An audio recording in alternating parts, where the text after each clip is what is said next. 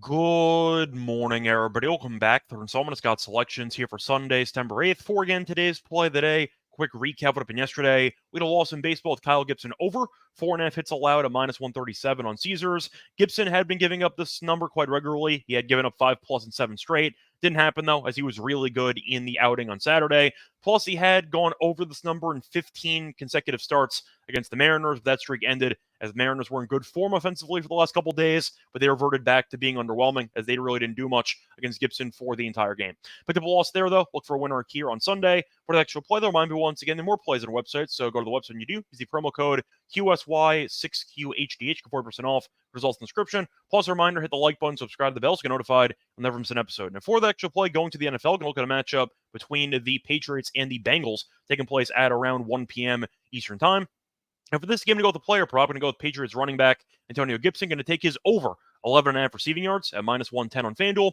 Time recording of 3 a.m. Eastern Time. Coverage, where I'm going to go with the over here for Gibson's receiving yards. First reason, he's gone over this number quite regularly in years past. He has had at least 12 receiving yards in 9 of his last 10 games. Now, last year he was with the Commanders, and I will point out that he did end up being the number 2 running back on the depth chart because Brian Robinson was number 1, but he turned into pretty much a pass-catching back, and he was pretty effective. And as a result, the Patriots were impressed by what they saw with Gibson last year as a pass catcher, and they ended up signing him to a 3-year deal worth $11 million in the offseason. Now, the Patriots also extended Stevenson to a 4-year deal worth $36 million. So Gibson is pretty much set in stone to be the number 2 running back on the depth chart for the upcoming season. Point is, though, they did give him a 3-year deal. So clearly New England actually likes him, and New England thinks he's going to have a pretty prominent role in this offense, especially if this team is going to be as bad as we think they're going to be, because he might be forced to be in there for pass-catching purposes for a decent amount of blowouts in the season. Either way, point is, though, you're looking at Gibson's actual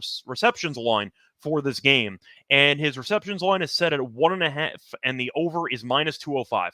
2.5, so like plus 140, give or take, but the point is Gibson is expected to catch multiple passes in this matchup, and based on the actual game script, he might end up getting more than 2 receptions because the Patriots are 7.5 point underdogs for this matchup, and they're expected to be probably the worst team in the entire league. And you're looking at the overall expectations for this game in Cincinnati.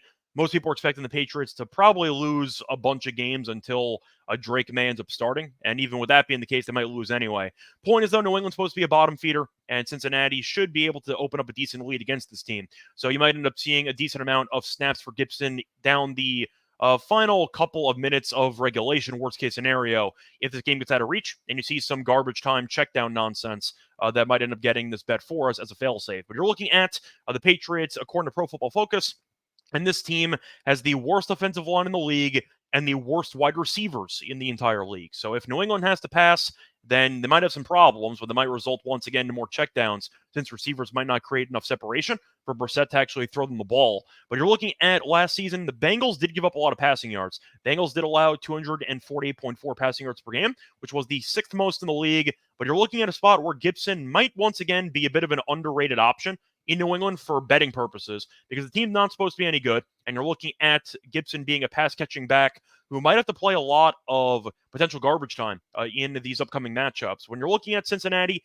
giving up the 6th most passing yards per game in the league last year, you're looking at Gibson probably catching, I'd say, a minimum of 2 balls in this game. Might catch more depending on game script once again, which should promote more pass attempts for Brissett, and that might end up trickling down into receiving yards for Gibson. Point is, though, New England likes him. They paid him for 3 years, and he's going to have a pretty decent pass-catching opportunity with this team. So I am going to go with the over 11.5. That does feel a bit low based on his overall numbers of the last couple of years, with him having 12-plus receiving yards in 9 of the last 10 games. Give me the over. I think Gibson might end up breaking 20 in this game, but 11.5, he could get in 1 reception in theory. If he catches a screen pass, for example, and kind of breaks one. A couple ways to get there, but I am going to go with it as my play of the day. So play that once again here for September 8th is going to be on Antonio Gibson over 11.5 receiving yards at minus 110 on FanDuel. Bye, everyone.